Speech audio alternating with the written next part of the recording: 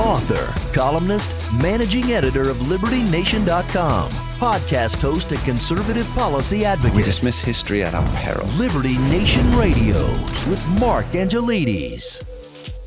Hello, welcome to Liberty Nation Radio, heard coast to coast on the Radio America Network. I'm your host, Mark Angelides. On today's special edition, we're covering everything that happened in the 2024 election, from where Kamala Harris went wrong to where Donald Trump went right, and everything in between. I'm looking forward to it. Let's get started. The electoral dust settles. What does this mean for the country? Well, that's a question we're going to be asking and hopefully answering on this edition of Liberty Nation Radio. I'm your host, Mark Angelides. We're very fortunate to have with us one of the finest political minds in the business, Liberty Nation senior political analyst, Mr. Tim Donner, who also happens to be a long-time host of this here radio show. Thanks for joining us, Tim. Always a pleasure, Mark. So, Tim, let's start off. Donald Trump has secured a convincing electoral college win. There are, at time of recording, there are still a couple of states outstanding, but either way, he's 300 electoral college votes. The popular vote looks to be heading his way, even after they've accounted for the other 45% of California, which of course won't impact the electoral college vote in any way. He's got the House and he has the Senate with an improved majority, and the House is at time of recording, it's still a bit up in the air. But what were your first thoughts when the blue wall started to crumble? Well, I'm going to go back to something you and I have discussed at some length in the past, which we call the 3-point factor. And we discussed this last week, and I pointed out that in 2016, they undercounted Trump voters by 3%. In 2020, they undercounted Trump voters by 3%. And they did the same thing this time. So going into what was supposedly a razor-tight race, there's a virtual dead heat for the popular vote. And what did Trump wind up with? A 3% advantage in the popular vote. They were not able ever to get a hold of properly quantifying Trump voters. Absolutely. And there's so many headlines out of this. But with the popular vote in Trump's column for the first time in his 3 runs for the presidency, and the first Republican to win the popular vote since George W. Bush in 2004, 20 years ago, the left can no longer say, well, he lost the popular vote, he's an illegitimate president. They can't say, well, we're going to challenge in some of these states because it's close enough that maybe a recount will turn it around, which of course they never do. But there was a very big difference from 2016 when there were riots in the streets and the Women's March with all kinds of, shall we say, offensive images of what that's the best way to put it. Yeah. And, they said, Madonna got up there and said, I feel Hitler in the streets here of Washington, D.C. This time, they simply went home and buried themselves in their own anguish and depression because the outcome was so clear and so one-sided. It even surprised me. And as you know, I was hinting throughout the election cycle that this was Trump's to lose, and that I didn't buy the idea that it was a razor-thin margin between the two, and that turned out to be completely true. And now the Democrats, they're in a position similar to the Republicans after 2012, when many overly optimistic Republican and right-leaning pundits were saying that Mitt Romney was going to win. And of course, he lost badly, and they were left to the Republicans with really no leadership at all in their party until Donald Trump came along in 2015 and took the party by storm. And now what he's done, Mark, is really remarkable, something nobody's ever done, which is one person has forged a realignment of the two major political parties in the country. Who would have thought even 10 years ago or when Mitt Romney ran in 2012 and was accused of being a plutocrat who only protected his rich clientele and the wealthy across the land, that here we are 12 years later. And the Democrats are the pro-war party of the elite, and the Republicans are the anti-war party of the working class. And this is the work of one single man, Donald Trump, who I think now I can rightly call him a force of nature. Very true. I thought you were going to say President-elect Donald Trump. Former President and President-elect Donald Trump. Yeah, it's a little hard to know how to refer to him as the former and future president. I guess that's the way to put it. The one-time and future president. A lot of people are bandying about the book name by T.H. White, I believe it was, which is the once and future king of the Arthurian. Yes. Thanks. Now, you really bring up an important point there, that it was one single person who very much his first term, even much of his own party was against him once he became the nominee. But who is in charge of the Democratic Party today? Because it's not Kamala Harris. She's not their standard bearer anymore. Joe Biden is, I think this is fair to say, he is, with all due respect to him in the office, he is the lamest of lame duck presidents as of November 6th. The Senate Majority Leader Chuck Schumer is destined to be just Minority Leader Schumer, assuming he keeps the role, which I presume he will. The House is still up in the air at time of recording, but based on crunching the numbers for each individual House seat remaining, it looks like, and this isn't a prediction, this is just based on where the polls are, so where the vote count is and who has the advantage in the remaining seats, it looks like 220 for the Republicans. So which would be their exact margin heading into the election. Yes. And of course, the important thing is, they want to roll up the number beyond 220. But actually, in the House, surprisingly enough, because most people vote down ballot the way they do at the top, especially in a bitterly divided nation. But Democrats writ large have overperformed in the House races. They've overperformed the Senate candidates, and they've really overperformed compared to Kamala Harris at the top of the ticket. So this is an important story now, the House, because having a trifecta for Trump means one thing, but having a House that will stall his every legislative initiative is quite another. And so rightly now, most of the attention should be paid to the outcomes in the House. And unfortunately, in California, they still haven't figured out how to count the vote in less than several weeks or months. Right. So some of these races in California may not be decided for quite some time. So there may continue to be a good deal of uncertainty as to whether the lower chamber of Congress will be in the continuing control of Mike Johnson and the Republicans, or Hakeem Jeffries and the Democrats.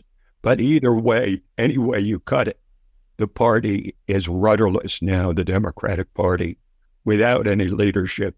The circular firing squad has commenced its work in the Democratic Party, with everybody pointing fingers at everybody else. This usually happens after an election, but there is no sort of anchor for Democrats now.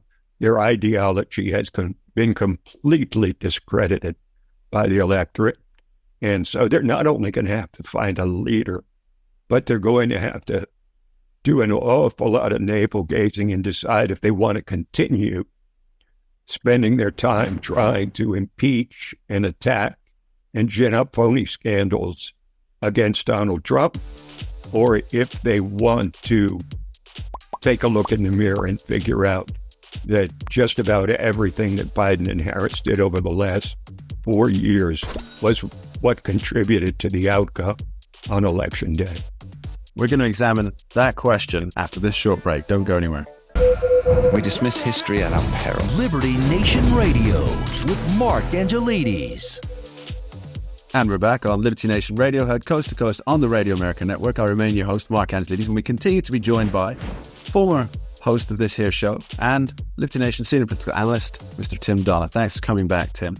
Now, earlier in the show, we were talking about how Donald Trump essentially remade the Republican Party, and we finished up talking about how the Democratic Party is now essentially leaderless. And in the break, I made a wee joke, and I'll repeat that for our audience because they might get a kick out of it. Hakeem Jeffries, the minority House leader, is an historic figure because he has actually lost more votes than any other person in history to become the House Speaker, making him the House's biggest loser.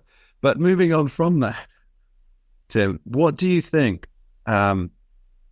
is going to be the question that the Democratic Party and the DNC, in fact, ask themselves about how to reshape, rebuild, or come back? Because they've been that whole ethos that they went into the election with, that whole raison d'etre of progressive policies, which, as you have pointed out many times on this show and in the pages of libertynation.com, Joe Biden governed as though he had a mandate for systemic progressive change, and it appears that the voters have rejected that.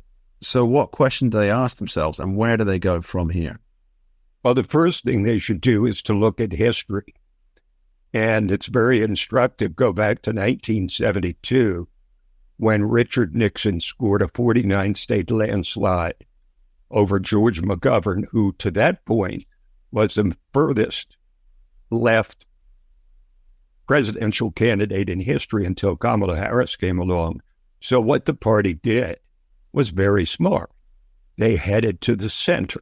And in 1976, post-Watergate, Jimmy Carter came along and promised to be truthful, to never lie to you, as he said. And by the way, let's take a bow to Jimmy Carter. He is over 100 years old and still hanging on. But be that as it may, they simply headed to the center. And they nominated someone who could speak to the broad center, the broad middle of the American electorate, which is always where the votes are easiest to tally. It's easiest to attract by appearing to be not so liberal or conservative, but common sense. And that's really what Donald Trump did this time. If you really look at his platform, he spoke to everybody the same way, and he appealed to them with common sense solutions, as opposed to Kamala Harris, who just attacked Trump and said he was basically a fascist. Well, she actually said he is a fascist. That obviously didn't work. But Jimmy Carter came back 4 years later. People were writing the obituary for the Democratic Party after 1972, but things can change very quickly in politics. And along comes Jimmy Carter, and he wins the White House for the Democrats in 1976. And another example was 1988, after Michael Dukakis was a disastrous candidate riding around in an oversized helmet in a tank. And basically, he lost that election right there, along with his Massachusetts miracle that turned out not to be anything near a miracle. And that was really a terrible loss for the Democrats, because Dukakis was facing a candidate in George H.W. Bush, who was not exactly wildly popular by himself, but really won as Ronald Reagan's third term, essentially. So the party did the same thing as after 1972. They turned to the center, and a guy named Bill Clinton came along and beat George H.W. Bush in 1992, and then won a second term in 1996. So really, the precedent is there for what the Democratic Party needs to do, which is to head to the middle. But if you look at the early recriminations, especially in the media, that protected Kamala Harris and did everything they could to get her elected. On MSNBC, they're talking about famous race hustler Al Sharpton got on and said that this is a party, this is a nation that is still systemically racist. And that's why Kamala Harris lost, and then added in for good measure that a lot of black men and Hispanic men don't like women. They're misogynist. Now, if that is the ongoing reaction, the party's going to take a long time to recover from this. But if they can find some leadership who says, look, people, we need not to sound so radical. We need not to be guided by the theology of Black Lives Matter and diversity, equity, and inclusion, and supporting boys going into girls' sports and tampons in boys' bathrooms. We need to no longer be that party. And as long as they continue to cling to that ideology, they're going to keep losing. But I suspect they'll have no choice but to turn radically back towards the middle if they have any hope of winning in 2028, which, after all, that'll be an open seat in the White House because Trump will serve just one more term. And then it'll be open for all comers in 2028. Yes, I think the tacking back to the center, I think that was probably going to happen regardless of who won. I would think, yes. Yeah, so if Kamala Harris had won, the Republicans would have had to, okay, we need to be a more of a broad church. But by the same token, I think Donald Trump's campaign was a broad church one for the reasons you mentioned. I mean, he pulled in Latino votes at an unprecedented rate. He pulled in the women voters, which the entire Kamala Harris campaign was aimed at getting. He pulled in pretty much everyone, it looks like, including, and this is a bit of an overlooked thing, Gen Xers, of which I'm a proud member.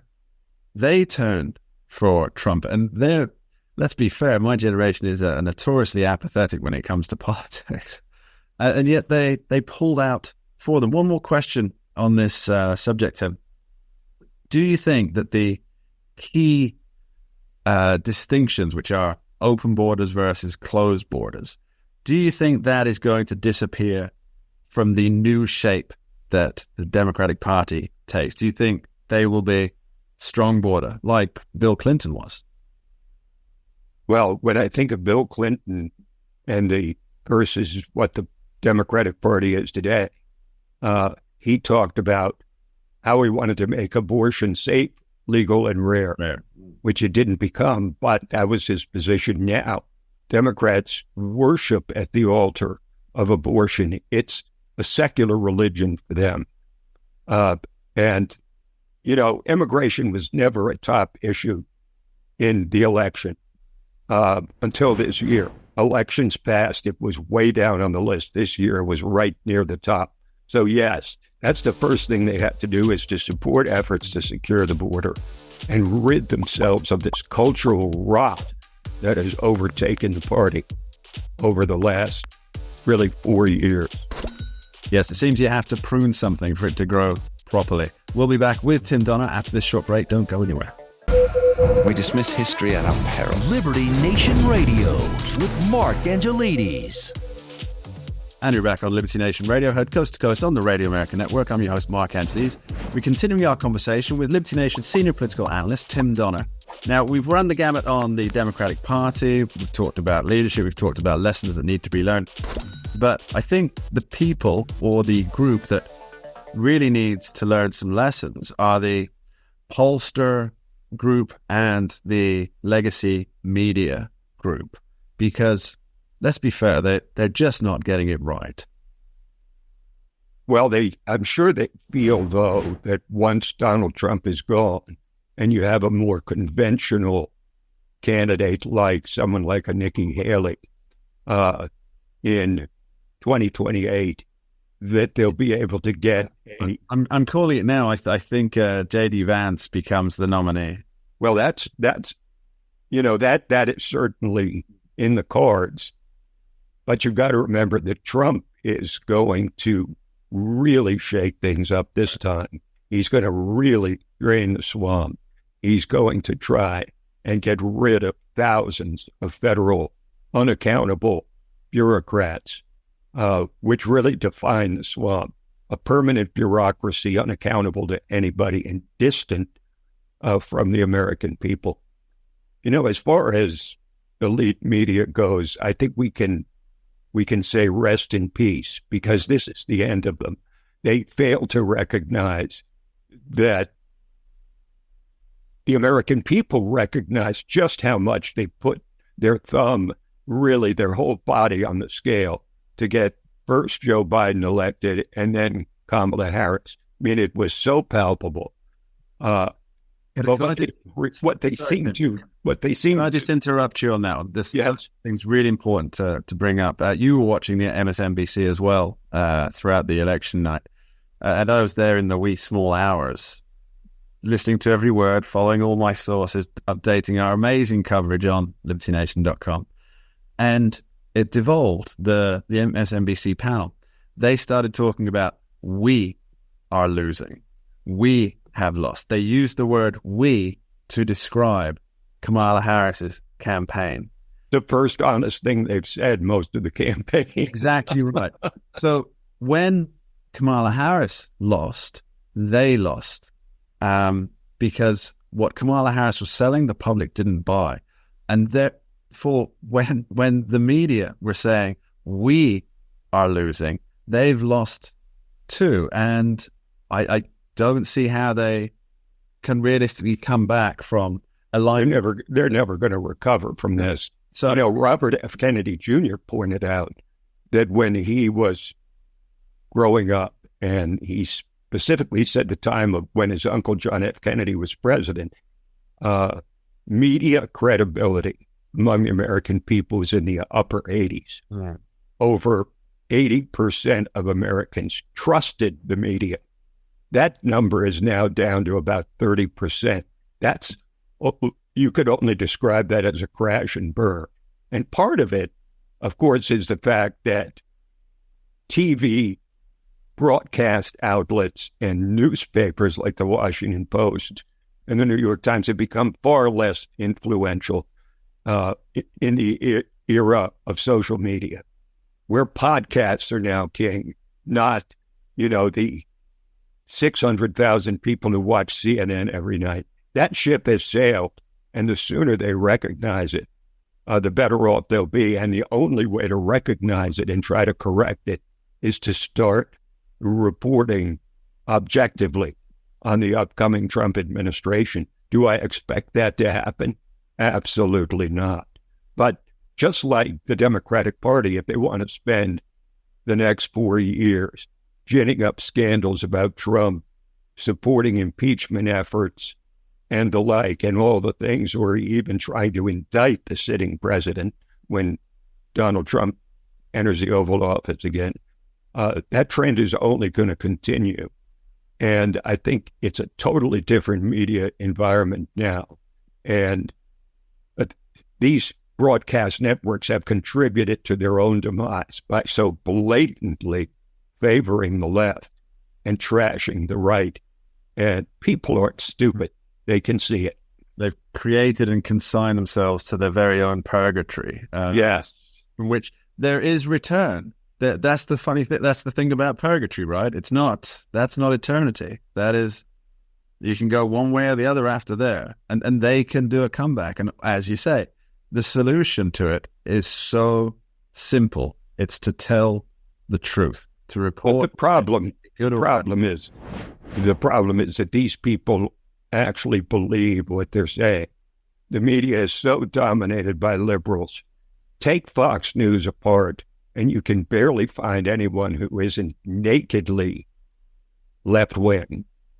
And they don't think they are. I think that's the problem. There's no self-awareness in elite media about how they appear to the general public. They're in complete denial. Now, we'll see if they head to a more reasonable direction. I would not hold your breath. Yeah, there's a fact. Now, let's talk about the from pundits to pollsters. And I would like to give myself a pat on the back. And you listeners out there, if you'd like to congratulate me on this, please do so by heading over to libertynation.com and reading our fantastic coverage on all things constitutional. But Tim, as you know, I put together in the 3 weeks running up to the election, every day I put together a collection of polling and betting odds.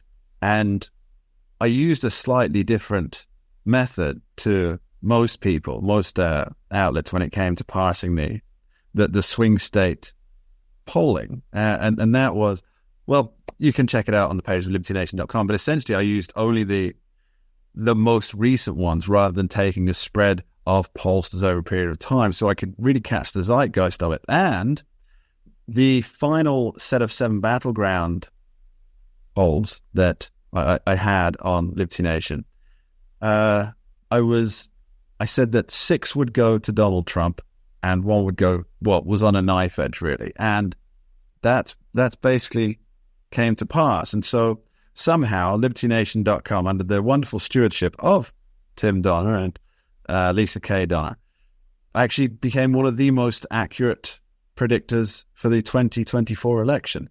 How did everybody else get it so wrong? Well, I think people tend to ignore history, which means they're bound to repeat it.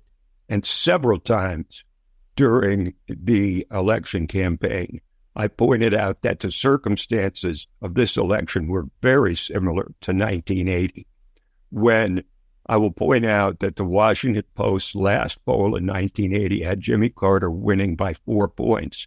He lost by 10, and Ronald Reagan swept 44 states. And the circumstances were very similar. Inflation had jacked up the cost of living to unsustainable levels. You had foreign policy disasters in that case, the Iran hostage crisis, and a general sense of weakness in foreign policy. America had lost respect around the world. There was cultural decline. And in almost every aspect, the groundwork of 1980 was the same as in 2024, when people were absolutely disgusted with the performance of the sitting administration. And yet, right to the end, Carter and Reagan appeared to be tied. And that's the same thing we got from gun-shy pollsters this year who kept saying, too close to call, on a razor's edge, could go either way. And a lot of that was just a plain fear of being wrong again. Well, by not really accurately being able to poll the electorate, they dug their own grave again. But I guarantee you, Mark, in 4 years, people will have forgotten, and they'll start obsessing over these same polls again. Instead of looking at the facts on the ground, the general dissatisfaction of the American people, party registration was something that everybody overlooked. The Republicans had a registration advantage this year for the first time in memory, certainly the first time in this century. All of these things, including a wildly unpopular incumbent, all these things contributed to what I increasingly felt was an inevitable outcome, which would be a decisive victory, if not a landslide, for Donald Trump. And I put it in writing so that people couldn't say, I'm a Monday morning quarterback. But the signs to me were clear. As someone who studied, obsessed, watched, listened about politics for most of my life. That's the thing everybody forgets. The map is not the territory. We'll be back with Tim Donner after this short break. Don't go anywhere. We dismiss history at our peril. Liberty Nation Radio with Mark Angelides. And you're back on Liberty Nation Radio, heard coast to coast on the Radio American Network. I remain your host, Mark Angelides, and we continue the conversation with Liberty Nation senior political analyst and long-time host of this radio show, Mr. Tim Donner. Now, Tim, we really have covered almost every topic, but there's a few left that I think are fundamentally important, and the largest of which is whether there is now, either is now or will be, a fundamental realignment of America. What's your take on that?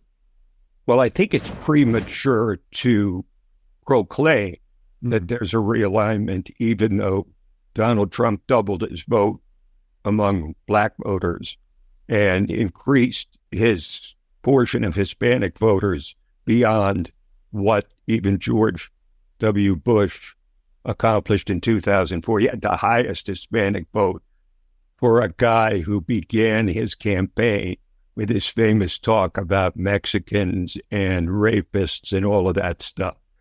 He also got a lot of the Muslim vote, which here's a guy who once talked about banning Muslims. So I think we see the makings of a political realignment here, which is not surprising because the blue-collar workers of America are now predominantly Republicans rather than Democrats, which they were for decades aligned with the Democratic Party. Blacks have shown that they're not going to walk in total lockstep with the Democratic Party. They're starting to say, you've taken us for granted for years, for decades, and what have we gotten out of it? And they're starting to push back. I think the question is whether those numbers will continue to show up in 2028 and beyond.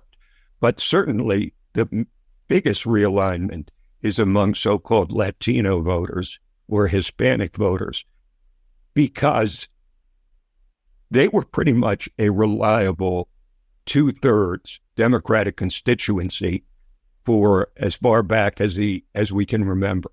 But now they came to an almost 50% vote for Donald Trump. It's more like 45%. And that has to sound an awful lot of alarm bells in the Democratic Party.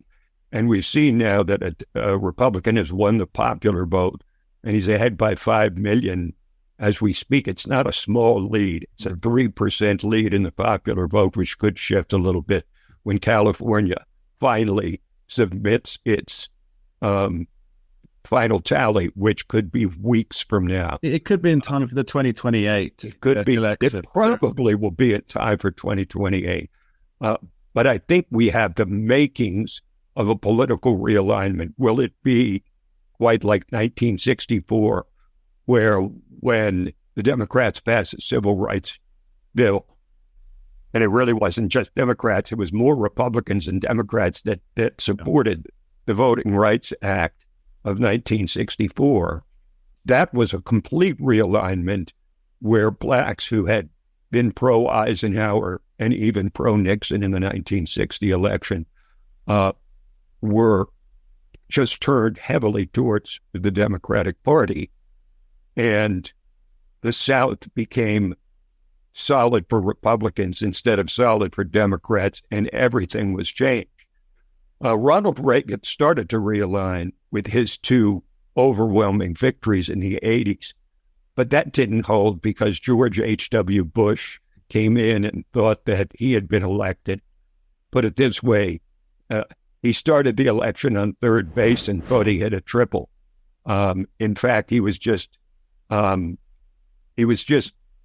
continuing the Reagan agenda, which was wildly popular, and then the Democrats pulled back a lot of that blue-collar vote. So it's too early to say realignment, but there is a realigning that appears to be occurring that would be not as seismic as 1964 and beyond, but not too far from it. You know, I think there's a misunderstanding of what each of these groups are. So we talk about that there's a blue-collar vote. We talk about there's a black vote. There's a Hispanic vote. And I find that, not you, Tim, of course, but the people in the political parties, they have this idea that this is what they are and this is what they shall always remain. This will always be a blue-collar vote. This will always be, or the colors, as they call it, because this is the white-collar vote as well. They call it the colors. The black vote will always be this. The Hispanic vote will be based on the idea that the people are where they are and where they will stay. And that to me seems, and I'm not an American, but it seems to me a fundamentally un-American proposition, because if America is anything at all, which it obviously is, it's the place where people can get ahead through merit. And it's where there aren't barriers of class. There aren't barriers of station in life.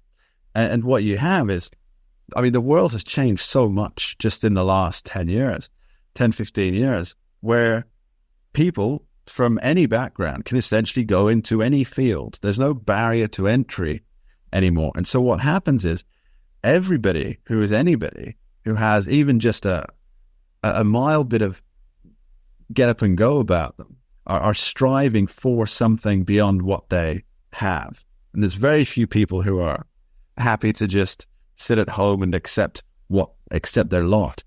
And it seems to me that relying on, for example, the black vote or the Hispanic vote, relying on that because these people are in this socioeconomic condition, it completely undermines the idea that these people are striving. And the blue collar works as well. Do they want to go to the factories every day? Well, maybe they do, but that doesn't mean that they just want the same take-home pay each week.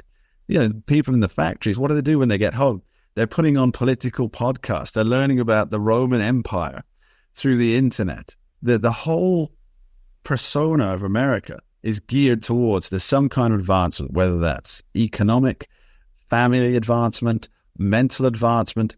And by putting people into these groups and just saying, we're going to do something for this group in the form of this kind of cutting a check, it misunderstands the drive that has brought America to the place it is today, which is the most powerful and innovative country in the world. Sorry, that was my rant, Tim. You carry on. Well, I think of all the things that have crashed and burned for the left in this election, the progressive era is over, unquestionably. The mainstream media has now been disgraced to the point that nobody will really even pay much attention to them. But identity politics, that's the thing that has failed the Democratic Party, because they put people into boxes and they try to say, well, black people care about racism, so we'll say that Donald Trump is a racist, and Hispanic people need to be appealed to. And I'll use one expression which typifies this entire era of progressive politics, the word Latinx, or Latinx, as it's sometimes called. 98% of Hispanics, Latinos, reject being called Latinx, and yet the Democrats appeal to them by saying, we understand that you're a special group of people and need to be appealed to in a particular way, where it's Republicans, in the person of Donald Trump and others. They approached Hispanic voters, Asian voters, black voters, the same way they did white voters. The message was consistent because, unbeknownst to the left, black people, Hispanics, Asians, every group have to pay the bills. They still have to eat. They have to pump gas. They have to heat their homes, just like white people. And the Republicans recognized this, and the Democrats ran away from it. And if they continue with identity politics, their party's in for a long, hard winter. Some would ask, too, if they get rid of the focus on identity politics, they'll have no identity left. Well, as of now, that's the truth. So they're going to have to forge a new identity and find a centrist candidate like an Andy Beshear, governor of Kentucky, or Josh Shapiro of Pennsylvania. And it'll be interesting to see what happens with Gavin Newsom, who's, I think his time has come and gone, because his brand of politics has been thoroughly discredited. DEI has DIE, D perhaps. Tim Donner, thanks ever so much for joining us. It's been great to have you on. It's been a great deal of fun, Mark. Thank you so much. And that's all we have time for on this week's special edition of Liberty Nation Radio, heard coast to coast on the Radio America Network. I've been your host, Mark Angelides. I'd like to thank our guest today, Tim Donner, Liberty Nation Senior Political Analyst. And of course, thank you, the listeners out there in Radio Land who take the time to tune in each and every week. You are appreciated. Please remember, Liberty Nation does not endorse campaigns, candidates, or legislation. And this presentation is no endorsement. Thank you for being here. We dismiss history at our peril. Liberty Nation Radio with Mark Angelides.